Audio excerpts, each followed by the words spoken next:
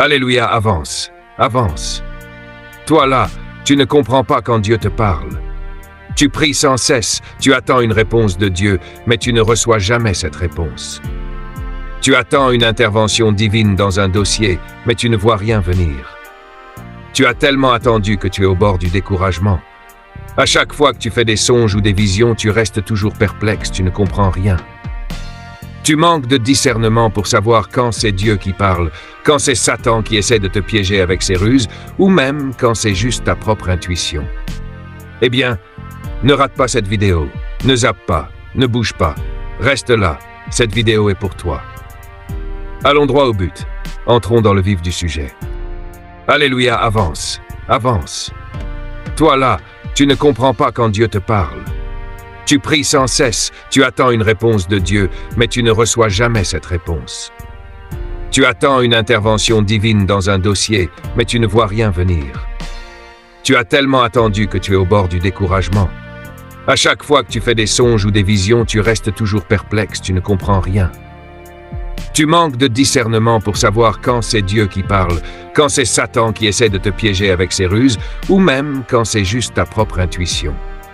Eh bien, ne rate pas cette vidéo, ne zappe pas, ne bouge pas, reste là, cette vidéo est pour toi. Allons droit au but, entrons dans le vif du sujet. Comment identifier la voix de Dieu dans différentes dimensions, même si l'on n'a pas encore une grande maturité spirituelle? Dans la vie chrétienne, l'un des plus grands privilèges, mais aussi l'un des plus grands défis, c'est d'identifier la voix de Dieu.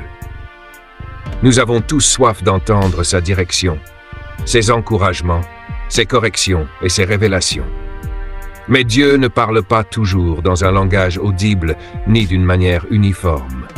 Il parle à plusieurs reprises, dans différentes dimensions, à travers plusieurs canaux, et souvent par des personnes variées.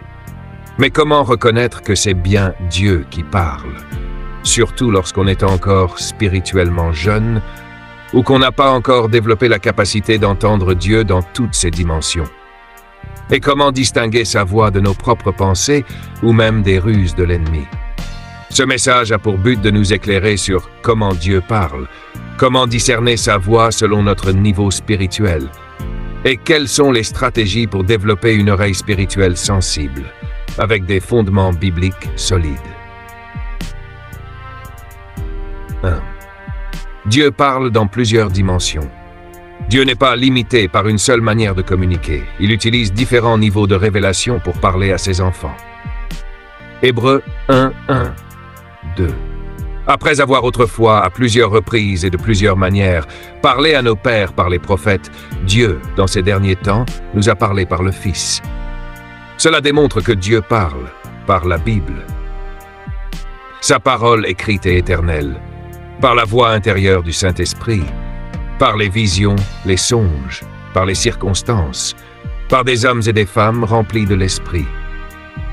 Chacune de ces dimensions représente un canal spirituel, et selon notre niveau, certains seront plus facilement accessibles que d'autres. 2. L'identification de la voix de Dieu selon notre maturité spirituelle. A. Celui qui débute dans la foi. Quand on commence notre marche avec Dieu, nous ne sommes pas encore aguerris spirituellement. Dieu, dans sa grâce, simplifie ses communications. 1 Samuel 3, 7. Le jeune Samuel entend la voix de Dieu, mais pense que c'est Élie. Il a besoin d'un mentor pour interpréter l'expérience. Cela nous enseigne que Dieu peut parler, même à un niveau bas, mais il faut parfois être aidé pour comprendre. C'est pourquoi l'accompagnement spirituel est important dans les premiers temps. Celui qui a grandi spirituellement. Un croyant mature est capable de reconnaître la voix de Dieu au-delà des mots, dans les impressions spirituelles, les signaux invisibles, ou même dans la profondeur du silence. Jean brebis entendent ma voix, je les connais, et elles me suivent. Cette capacité vient avec l'intimité, la consécration et l'expérience. 3. Les différents canaux ou dimensions par lesquels Dieu parle. A. La parole de Dieu, la Bible. 2 Timothée 3, 16, 17. Toute écriture est inspirée de Dieu. C'est le canal le plus sûr. Même un chrétien débutant peut apprendre à discerner la voix de Dieu en étudiant fidèlement les Écritures. B. Le témoignage du Saint-Esprit dans l'esprit humain. Car tous ceux qui sont conduits par l'Esprit de Dieu sont fils de Dieu. Il s'agit d'une voix intérieure, douce, paisible, mais claire. Elle dirige, corrige, console. C. Les visions et songes. Job 33, 16. Dieu parle tantôt d'une manière, tantôt d'une autre, et l'on n'y prend point garde. Dieu utilise souvent les rêves, surtout chez ceux qui ne peuvent pas encore discerner dans l'état éveillé. D. Les personnes inspirées autour de nous. Ananias, un simple disciple, reçoit une parole pour Paul. Dieu utilise souvent d'autres croyants, parfois même des étrangers, pour confirmer une direction ou donner une révélation. Les circonstances et les signes extérieurs. Romains 8, 28.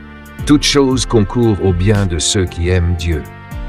Dieu parle aussi par la fermeture ou l'ouverture de portes, les retards surnaturels, les accidents évités ou les événements qui se répètent. 4. Les obstacles à l'identification de la voix de Dieu et comment les surmonter. Même si Dieu parle, plusieurs facteurs peuvent empêcher l'auditeur de le reconnaître.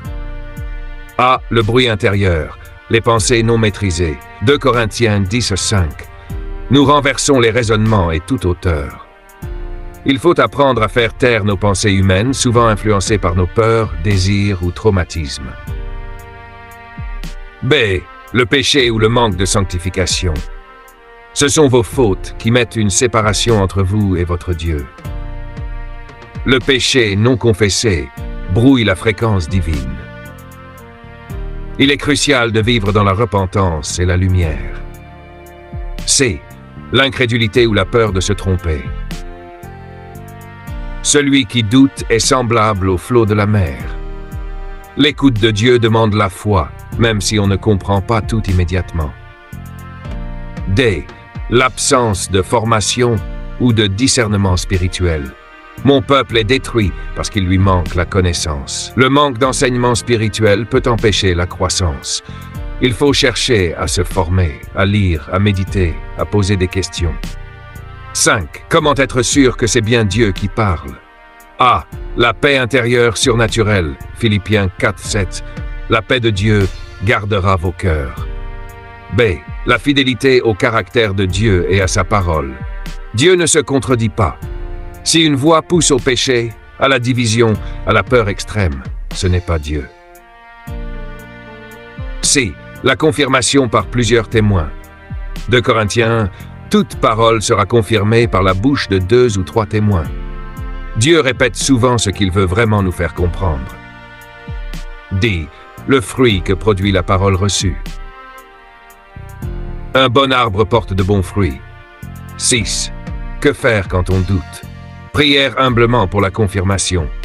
Demander conseil à un mentor spirituel. Attendre avec foi, sans précipitation. Continuez de méditer la parole pour recevoir plus de lumière. Conclusion.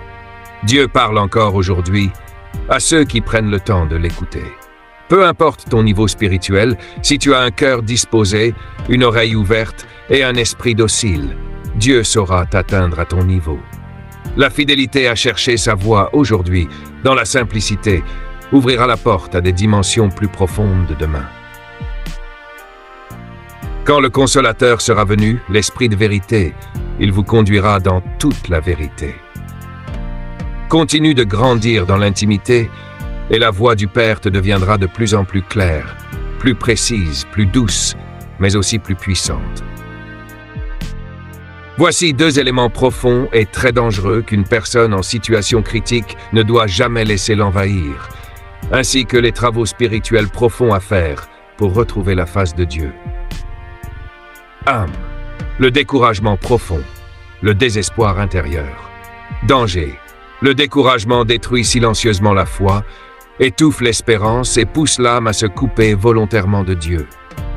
Il amène à croire que Dieu est absent, sourd ou indifférent, ce qui est une illusion spirituelle destructrice. Verset biblique. « Pourquoi t'as battu mon âme et gémis-tu au-dedans de moi? Espère en Dieu, car je le louerai encore. Il est mon salut. » est mon Dieu.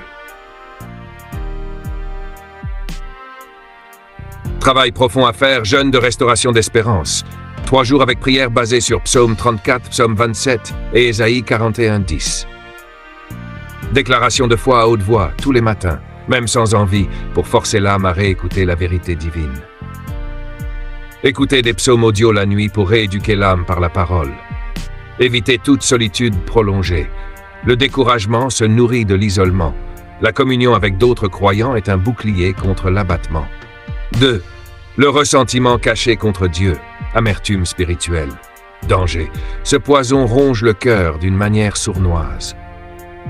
Lorsqu'on se sent trahi par Dieu à cause d'une attente longue, d'un malheur ou d'une perte, l'amertume s'installe en douce. Elle bloque la prière, coupe l'onction et peut attirer des influences mauvaises. Verset biblique. Veillez à ce que nul ne se prive de la grâce de Dieu, qu'aucune racine d'amertume poussant des rejetons ne produise du trouble et que plusieurs n'en soient infectés.